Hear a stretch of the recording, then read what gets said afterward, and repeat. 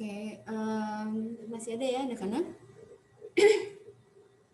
Kedengaran suaranya? Kedengaran, Bu. Assalamualaikum warahmatullahi wabarakatuh. Waalaikumsalam warahmatullahi Warahmatullahi wabarakatuh, Bu. Ya, ya terima kasih anak-anak yang sudah hadir. Semoga kita semua dalam keadaan sehat ya. Baik, biar langsung aja ya kita nyambung ke pelajaran yang kemarin. Masih bicara seputar reproduksi sel. Ya, jadi yang kita bicarakan hari ini adalah hal-hal detail tentang proses reproduksi sel yang kemarin sebenarnya sudah sempat kita singgung sebagian, dan apa saja sih sebenarnya faktor yang mempengaruhi sel itu mau melakukan reproduksi. Nah, jadi itu targetnya. Kalau kemarin kalian sudah tahu apa tujuannya, bagaimana tahapan-tahapannya secara umum, nah maka hari ini kita tahu detail beberapa hal yang nanti terkait dengan proses inti dari reproduksi sel dan apa saja faktor yang mempengaruhi sel itu mau melakukan reproduksi. Oke, ya kalau di video yang kalian lihat kemarin kan sebenarnya kalian lihat proses yang nggak asing ya, karena reproduksi sel dengan siklus sel sebenarnya adalah dua hal yang tidak terlalu berbeda signifikan. Nah, hanya saja ketika kalian bicara reproduksi sel, atau nanti beberapa buku judulnya adalah meiosis, ya, walaupun secara konsep meiosis adalah bagian dari reproduksi sel, sama seperti kemarin. Siklus mitosis adalah bagian dari siklus sel. Nah, maka meiosis juga bagian dari tahapan sel yang sedang melakukan reproduksi. Nah, jadi begitu. Nah, kalau kemarin kan secara konsep kalian sudah tahu bahwa jadi dulunya sel-sel yang akan bereproduksi itu awalnya harus melalui mitosis. Nah, jadi kayak misalnya sel sperma. Jadi ada calon sel sperma yang harus bermitosis dulu sampai banyak. Nah, kemudian mereka menunggu. Berarti menunggu sampai kapan? Sampai ada triggernya, sampai ada faktor yang mempengaruhi, baru dia akan lanjut lagi ke meiosis. Nah, itulah nanti yang membedakan perbedaan krusial antara sel gamet dengan sel kulit, dengan sel rambut, dan sel-sel tubuh yang lain. Kalau sel tubuh yang lain setelah mitosis ya udah selesai. Tapi kalau sel gamet, ya, kalau calon sel gamet atau spermatogonium nanti namanya, atau ogonium. Nah, mereka setelah melakukan mitosis sampai sekian puluhan kali dan sudah jadi banyak, nah maka mereka nunggu dulu. Jadi kayak resting time gitu ya, kayak nunggu dulu sampai ada faktor yang memicu mereka untuk melanjutkan ke meiosis atau reproduksi sel tadi. Nah, kemudian kalian tahu bahwa ketika sel itu akan melakukan reproduksi, maka dia harus melalui dua tahapan. Kemarin ada meiosis 1 dan ada meiosis 2. Nah, maka nanti hasilnya akan 4 sel fungsional untuk satu siklus. Ya, untuk satu sel induk. Jadi akan jadi 4, satu sel akan jadi 4. Nah, itu juga nanti perbedaan antara mitosis dengan meiosis. Kalau mitosis jadi 2, kalau meiosis nanti untuk satu sel induk itu akan jadi 4. Lalu kenapa 4? Ya secara logika kan akan 2 kali, berarti 1 jadi 2, 2 jadi 4, dan seterusnya. Kayak begitu.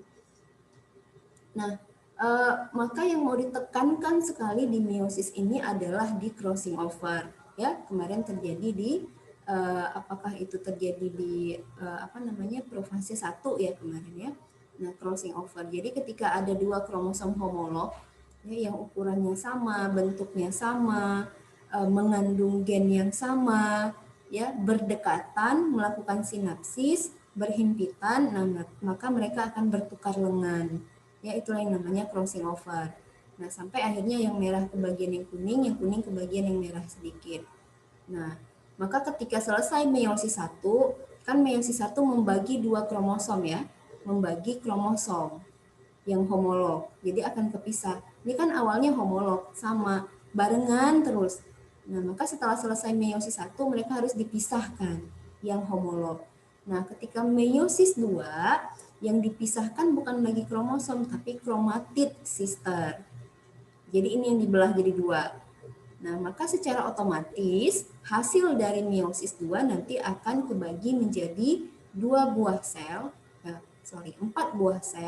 yang mengandung kromatid yang punya variasi gitu. Nah, ya satu kebagian yang merah full, satu kebagian yang merah sudah bervariasi dengan kuning. Kalau induknya seperti ini, ya kalau induknya yang kuning ini, maka satu akan kebagian yang kuning full, yang satu lagi akan kebagian kuning bercampur dengan merah. Nah, jadi kayak begitu. Ya, nah itu proses penting sekali. Nah, jadi kan kemarin kita bicara bahwa akan ada checkpoint ya, sama di meiosis juga sebenarnya ada checkpointnya ya, sama seperti kemarin. Nah, maka harus dipastikan benar gitu ketika mereka berada di metafase. Nah, ini harus dipastikan si kromosom ini harus benar-benar ada di tengah-tengah gitu. Ya, harus berada di tengah-tengah. Nah, supaya apa? Ya mau itu meiosis 1 maupun meiosis 2 ya, Nak. Nah, kalau di meiosis 1 udah salah, otomatis meiosis 2 akan salah. Itu otomatis. Ya, otomatis. Jadi misalnya ngambil contoh kayak begini ya, di meiosis 1-nya ternyata waktu metafase dia tidak pas nih di tengah-tengah. Ya, maka kan akan ketarik. Ya mau nggak mau benang spindle itu akan menarik kromosom ke dua kutub yang berlawanan. Dia nggak peduli. Kalau misalnya mereng ke sebelah ya dua-dua ketarik. Ya, otomatis ya akan ada satu sel yang punya 3 buah kromosom, akan ada satu sel yang punya 1 buah saja gitu. Nah, maka ketika metafase 2 ya sel itu akan tetap bekerja normal gitu ya. Dia akan menarik kromosom ke kutub yang berlawanan. Maka kalau nanti mudah-mudahan di meiosis 2-nya normal, ya berarti ini akan menarik 3 buah kromatid, ini akan menarik 1 kromatid ke arah yang berlawanan. Nah, otomatis gametnya, nah ini penting ya Nak, kalian belajar gamet karena setelah ini kita belajar hukum Mendel. Jadi basic dari hukum Mendel adalah meiosis. Gitu ya. Nah, kalau kalian bisa menyelesaikan soal misalnya ada A besar, A kecil, B besar, B kecil, gametnya apa? Nah, basicnya adalah dari sini. Ya. Nah, otomatis ya variasi sperma kalau kita bicara cowok. Variasi sperma yang terbentuk pada seorang laki-laki yang punya kasus kayak gini, berarti spermanya akan ada yang bawa 3 buah kromatid, akan ada yang bawa 1 buah kromatid.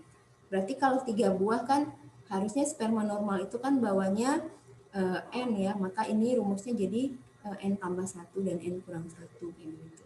Nah, ini otomatis kalau misalnya ketemu sama sel telur yang normal sekalipun, maka anaknya akan abnormal gitu. Jadi kromosomnya akan nambah 1 ya. Nah, ini kromosomnya akan kurang 1 kayak begitu. Ya. Nah, gitu. Nah, ini hal-hal yang terjadi kalau misalnya yang tadi kan dari meiosis 1 udah salah kian ya. Nah, ini meiosis 1-nya masih benar nih, masih benar, masih oke. Ya, nggak ada yang kesalahan di meiosis 1.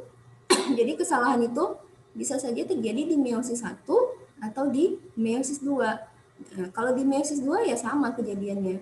Ya, ini terlalu condong ke satu arah. Maka ketika nanti kebagi ya,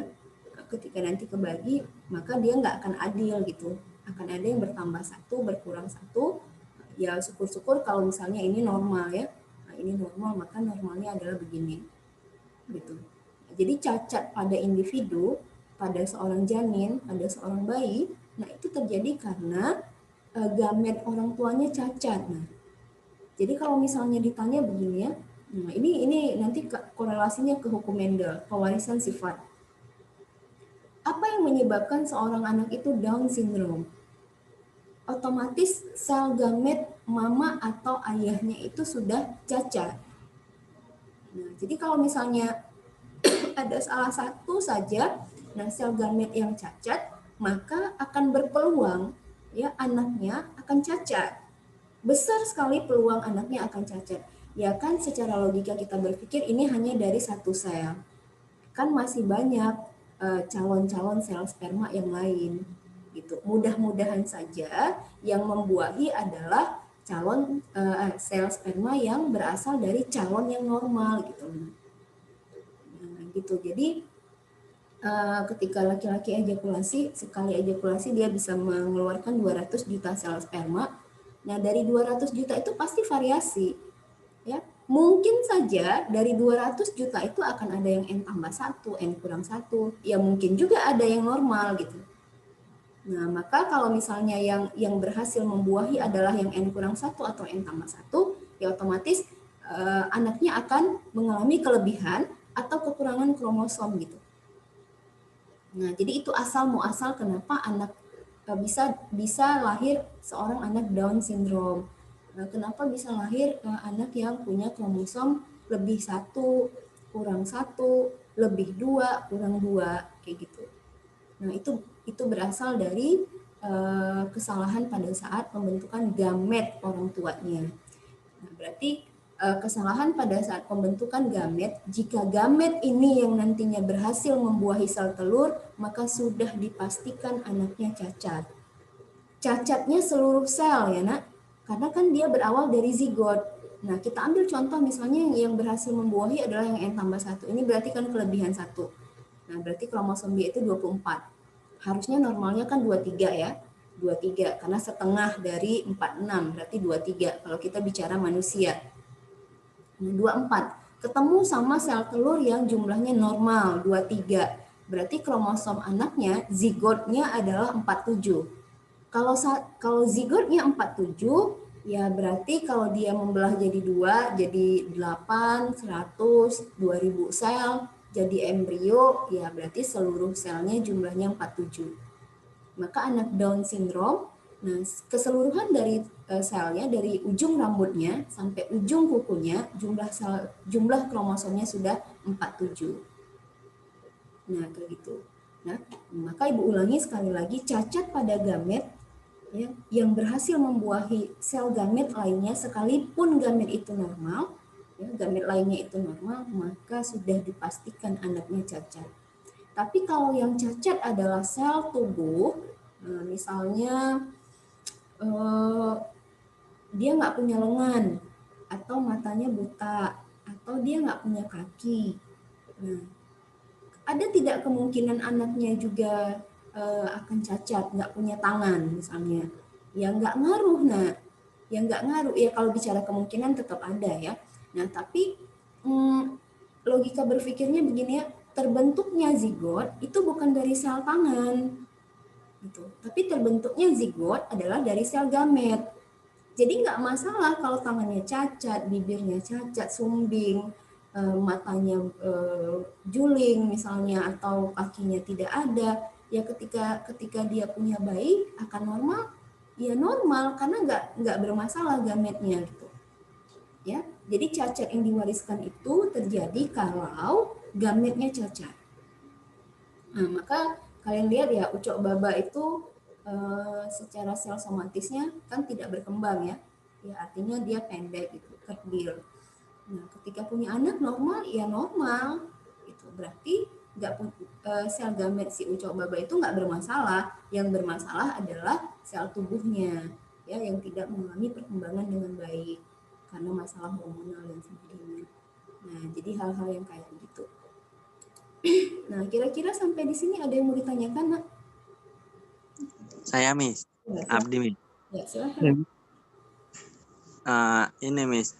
Jadi, kalau misalnya dari gametnya tadi, Miss, itu bisa membuatkan mandul juga nggak, Miss? Oh, iya. Yang kelebihan atau kekurangan, Miss? Iya, oke. Itu saja? Sudah, Miss. Oke. Ya, bagus sekali pertanyaannya, Abdi. Nah, jadi setelah beberapa kasus ya ditemukan di kehidupan sehari-hari, ya beberapa kasus anak yang punya kelebihan kayak Down syndrome itu kan 47, atau misalnya sindrom Klinefelter itu kromosom anaknya 45, berarti kurang 1. Atau wanita triple X ya. Jadi wanita triple X ini adalah wanita yang kromosomnya 47. Jadi dia kalau cewek itu kan biasanya kromosomnya 44A tambah XX. Jadi si cewek ini 44A tambah XXX. Gitu ya. Dia mubazir satu X-nya. Berarti kan kesalahan di gamet otomatis. Nah, jadi beberapa kasus itu ditemukan memang secara kemampuan reproduksi, nah kayak anak Down syndrome, sebagian besarnya mereka mengalami kemandulan. Sebagian besarnya, ya artinya begini, kalau kromosomnya 47 ya, Down syndrome, kita ambil Down syndrome saja, 47, berarti kan ketika gametogenesis, ya si anak ini tumbuh besar, remaja, kemudian balik, kan dia tetap akan mengalami meiosis. Calon sel gametnya akan tetap meiosis. Katakanlah anaknya laki-laki, ya.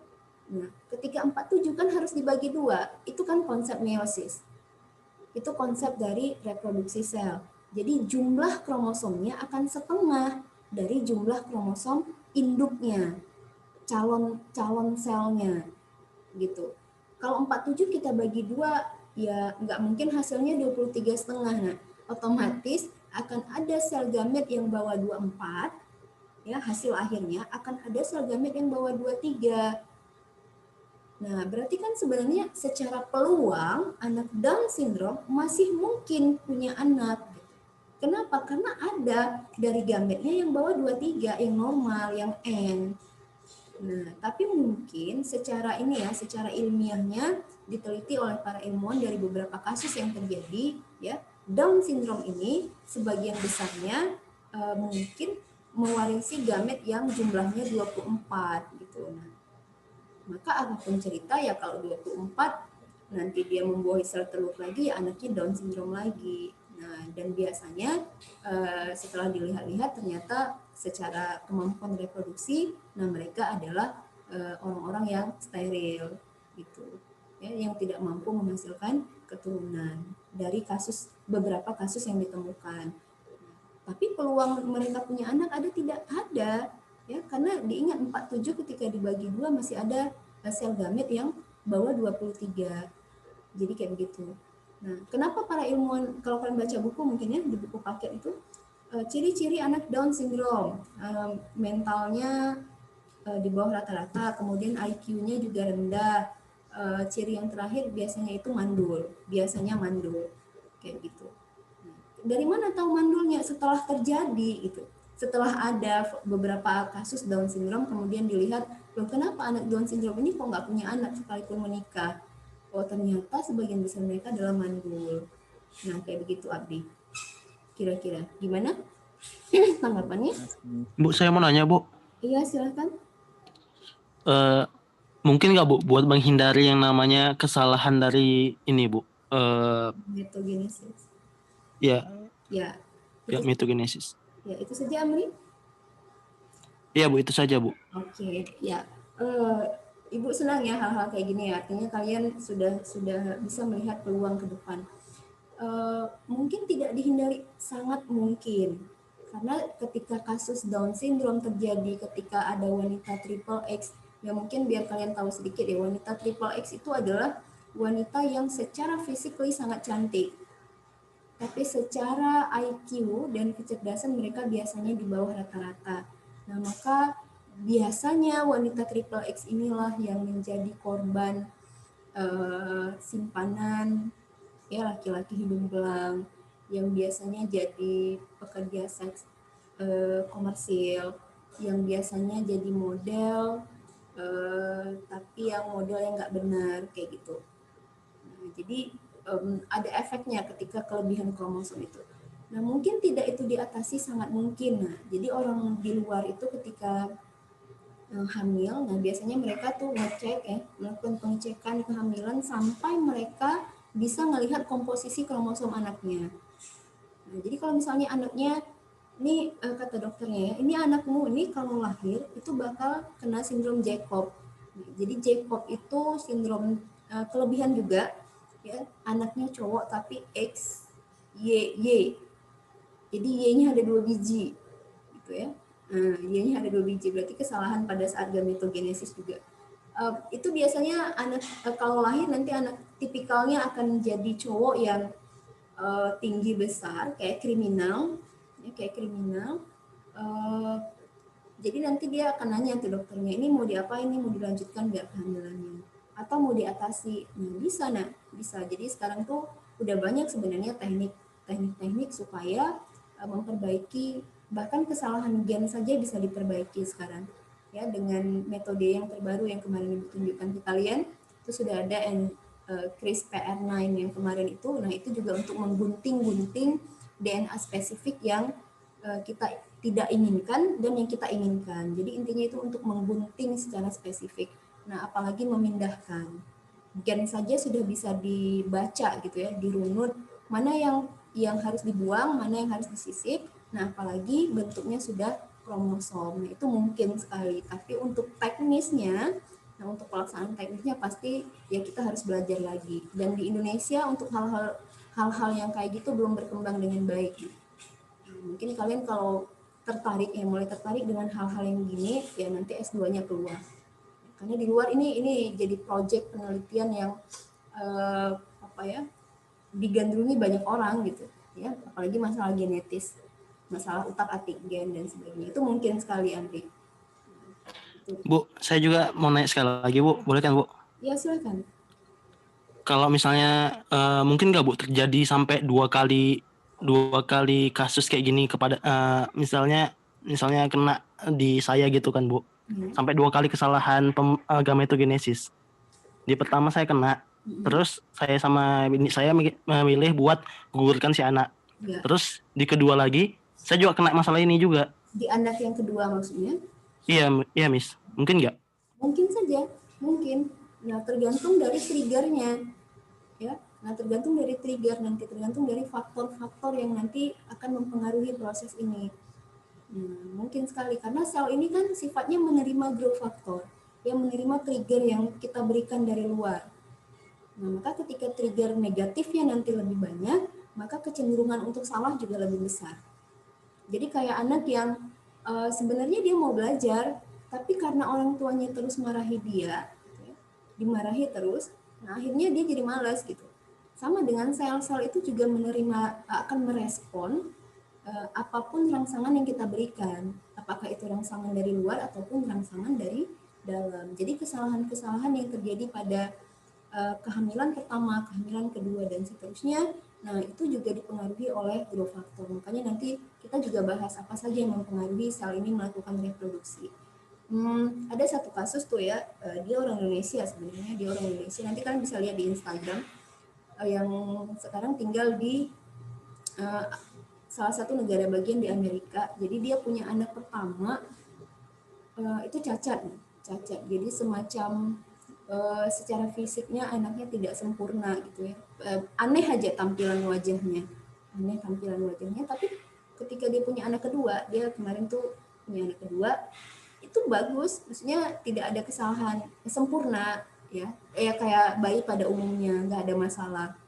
Nah, kayak gitu. Jadi hal-hal seperti itu bisa saja terjadi, bahkan berulang kali. Gitu. Maka kan ketika ini jadi kasus ya, orang juga, para ilmuwan itu juga langsung mencari gimana solusinya. Nah, itu tadi yang ditanya Abdi, mungkin tidak, yang Abdi tanya juga, mungkin tidak itu diatasi, mungkin sekali.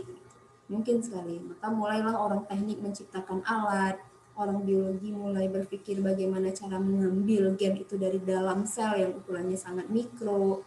Nah, itu. Maka ini potensial sekali untuk dirisetkan untuk masa yang akan datang sebenarnya. Ya, oke. Nah ini, sama sih kayak tadi ya, pindah-pindah silang. Jadi intinya nanti kita akan punya 4 sel, ya, 4 sel yang jumlah kromosomnya kalau memang normal, ya, kalau memang normal harusnya jumlahnya akan setengah dari jumlah kromosom induk. Nah kayak gitu. Izin bertanya, Bu. Oh iya, silakan. Saya Iram, Bu. Kalau misalnya misalnya dua-duanya itu memiliki jumlah kromosom yang abnormal, itu bagaimana, Bu, jika dikawinkan, Bu? Dua-duanya maksudnya keseluruhan selnya atau di kedua meiosis? Kedua selnya, Bu, jumlah kromosomnya itu tidak normal, Bu. Oh, berarti kayak gini lah ya. Berarti ada yang lebih satu, ada yang kurang satu gitu ya? Iya, Bu. Ya, ini kalau katakanlah asumsi kita adalah istrinya normal, ya, sel telur istrinya normal, N begini ya. Nah, jadi kan kalau N itu berarti 23. N itu artinya setengah ya, nah. kan karena normalnya kan 2N. Ya dari calon induk selnya kan 2N, 46 misalnya. 2N sama dengan 46, berarti N-nya adalah 23, kan gitu ya hitungan matematisnya. Nah, ketemu nih sama yang N tambah 1, berarti kan jumlah kromosom pada sel gamet ini adalah 24. Otomatis dong ya, anaknya 24 tambah 23, 47. Kalau ketemu sama yang ini, berarti 22, karena berkurang 1. Yang normalnya adalah 23. Ya, 22 ketemu sama yang 23, otomatis jumlah zigotnya, jumlah kromosom pada zigot nanti adalah 45, berarti kurang 1. Nah, secara physically pasti mereka akan berbeda dengan bayi-bayi pada umumnya. Nah, secara karakter ya juga akan berimbas gitu. Nah, kemarin kan kita bahas ketika ada satu basa saja yang tertukar, maka ekspresinya akan salah. Ya, orang kena anemia sel sabit, ya yang sel darah merahnya bentuknya kayak bulan sabit, lengkung. Nah, itu karena kesalahan satu basa saja. Nah, kesalahan satu basa saja berarti asam aminonya akan salah. Maka bentuknya akan salah, fungsinya akan salah. Ya, otomatis berimbas dong kepada pengangkutan oksigen gitu. Nah, kayak gitu. Jadi kalau misalnya sel gametnya udah salah, ya otomatis bayinya cacat. Itu otomatis sekali. Jadi mungkin inilah yang jadi jargonnya orang Jawa ya. Lihat bibit, bebet, dan bobotnya itu ada benernya gitu. Maka kalau orang luar negeri itu mau menikah, mereka itu ada sistem gini ya, namanya konsultasi genetik. Nah, jadi yang dilihat tuh bukan cuma tampang, agama ya kalau di kita, silsilah keluarga, bukan. Jadi mereka sampai melihat ini secara genetisnya normal nggak sih kayak gitu, ya normal nggak secara genetisnya? Ada tidak kromosom yang bertambah atau berkurang? Nah, jadi sampai segitunya orang luar negeri itu kalau menikah tuh ada namanya konsultasi genetik. Nah, supaya apa? Mencegah gitu, mencegah peluang lahirnya anak yang abnormal, walaupun peluang normalnya kan tetap masih ada gitu. Gitu kira-kira Irham. Kalau satu lagi Bu, kalau untuk anak-anak yang jenius seperti itu kan Bu, apakah memiliki struktur gamet atau kromosom yang berbeda dari kita Bu? Oh iya, oke. Mungkin ini yang dimaksud adalah anak-anak yang multitasking ya. Jadi multitasking itu bukan orang normal ya. Ya walaupun efeknya bagus. Abnormal itu tidak selalu tidak baik ya. Kayak anak jenius, kayak anak indigo, kayak anak apalagi istilahnya lainnya. Nah, apakah ada kelainan pada susunan gen atau jumlah kromosomnya? Nah, ini Ibu belum pernah baca sih, Nak. Ya, belum pernah baca bahwa misalnya anak yang jenius itu punya kelebihan misalnya atau kekurangan, itu belum pernah. Nah, yang Ibu tahu anak-anak jenius itu mereka jumlah gen cerdas yang on itu lebih banyak daripada orang pada umumnya gitu. Jadi mereka tuh cuma meng-on-kan saja gen-gen baik yang ada pada tubuhnya. Lebih banyak on-nya daripada kita. Artinya mungkin Bu pernah bilang ke kalian, gennya Einstein sama gennya kita secara urutan sama kok. Nenek moyang kita sama secara urutan. Ya. Tapi urutan mana yang terekspresi pada Einstein dengan urutan mana yang terekspresi pada kita itu yang berbeda. Kenapa berbeda? Karena trigger yang kita berikan berbeda. Nah, itu dia. Nah. Jadi Ibu belum pernah baca sih anak indigo misalnya kan yang bisa lihat hal-hal yang tidak bisa kita lihat. Oh, punya jumlah kromosom yang lebih atau berkurang, enggak. Tapi ada gen tertentu yang aktif pada dia tapi tidak aktif di kita. Gitu Irham. Jadi sebenarnya cerdas seseorang itu tinggal di-trigger saja, tinggal diberikan faktor-faktor yang bisa memunculkan gen-gen cerdas pada orang yang dimaksud. Gitu. Ya, mungkin kan nanti bisa searching jurnal-jurnal ilmiah yang tentang anak indigo, tentang ya kalau kalian mau ekstrim tentang orang homoseksual, ya ada tidak kelebihan kromosom pada mereka, gitu ya. Oke, Irham? Oke Bu, makasih Bu. Ya. Nah, inti ya. Jadi kesimpulan pelajaran hari ini adalah meiosis itu nanti akan menghasilkan 4 buah sel yang normalnya jumlah kromosomnya akan setengah dari jumlah kromosom induk. Jadi kalau kromosom induknya ada 4 ya, 1, 2, 3, 4, maka jumlah kromosom anak yang normal harusnya tinggal 2. Kalau dia awalnya punya 4. Kalau awalnya dia punya 46, berarti jumlah kromosom di ending nanti harusnya 23 gitu. Gitu ya, Nak. Nah, mungkin kan nanti akan bingung loh, Bu, di sini kan bentuknya kromosom, di sini bentuknya kromatid. Ini hanya beda satuan saja, tapi secara jumlah kan tetap ini kita tetap hitung ini 1, 2, 3, 4. Nah, secara jumlah ini tetap hitungannya 2. Ya, walaupun ini satuannya adalah kromosom, ini satuannya adalah kromatid. Gitu. Nah, untuk bab reproduksi sel ada satu lagi pertemuan. Nah, ini realnya nanti kita langsung bahas ke gametnya. Bagaimana proses pembentukan gamet pada laki-laki, bagaimana proses pembentukan gamet pada perempuan. Karena akan ada perbedaan nanti sedikit. Ya, biar kalian tahu bahwa kenapa perempuan ada fase menopause, tapi tidak pernah terjadi pada laki-laki. Kayak gitu. Nanti kalian akan tahu di situ kenapa ada menopause pada perempuan, tapi tidak pernah ada menopause pada laki-laki. Nah, gitu ya. Nah, Ibu rasa cukup dulu untuk hari ini karena udah lebih juga waktunya. Sebelum Ibu tutup, ada yang ingin ditanyakan? Bu, saya mau nanya lagi boleh, Bu? Oh iya, boleh, silakan ya. Ya. Jadi kan tadi kalau kata Irham tentang anak jenius, kalau saya tentang anak-anak dengan keterbelakangan mental yang kayak autisme dan idiot itu gimana ya, Bu? Apa ada masalah di gennya atau bagaimana? Oke. Iya, anak autis itu kan sebenarnya bukan kategori anak yang dengan tingkat kecerdasan di bawah rata-rata, atau misalnya bahasa sehari-hari kita anak idiot, enggak. Jadi anak autis itu sebenarnya anak yang punya dunia sendiri aja gitu. Dia asik dengan dunianya sendiri. Kalau dia lagi main ya udah dia main. Kalau dia lagi ngegame ya udah dia ngegame. Makanya tidak heran kalau kalian menemukan anak autis itu yang memang sangat pintar gitu. Karena mereka asik dengan dunia sendiri. Nah, ada tidak kesalahan pada gen? Jawabannya mungkin hampir sama ya. Ibu belum pernah sih baca referensi yang menyatakan bahwa anak autis atau anak idiot. Nah, kalau autis ya, kita bahas autis dulu. Autis itu punya kelebihan atau kekurangan kromosom itu belum pernah Ibu baca. Tapi kalau anak idiot yang dimaksud itu sebenarnya adalah anak Down syndrome. Biasanya tuh yang dimaksud idiot itu adalah Down syndrome. Jadi kalau Down syndrome itu benar. Dia kelebihan satu buah kromosom. Kayak gitu. Jadi bentuknya tuh jadi kayak gitu. Nah, jadi kalau misalnya orang psikologi ini kan melihat ini ya, mental, karakter psikis seorang anak. Nah, ketika ditemukan loh anak ini kok ada anak yang misalnya disleksia ya, kalau kalian tahu tuh ada penyakit disleksia, itu anak bukan bodoh sebenarnya, tapi dia hanya tidak bisa membedakan huruf. Ya, kalau kalian pernah nonton film, ada tuh film India yang menceritakan anak disleksia ya. Dia nggak bisa bedakan huruf B sama D misalnya, kan sama-sama punya kaki, sama-sama punya perut, tapi yang satu di depan, satu di belakang. Nah, dia tuh nggak bisa bedain itu. Nah, maka sebenarnya pola pengajarannya saja yang berbeda dengan orang normal. Jadi anak disleksia itu ternyata otak kanannya itu berkembang dengan sangat baik dibandingkan anak normal lain.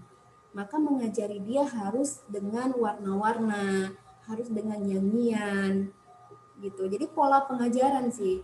Down syndrome juga kayak gitu. Kalaupun orang bilang Down syndrome itu adalah anak idiot, sebenarnya pola pengajaran saja yang berbeda antara anak berkebutuhan khusus.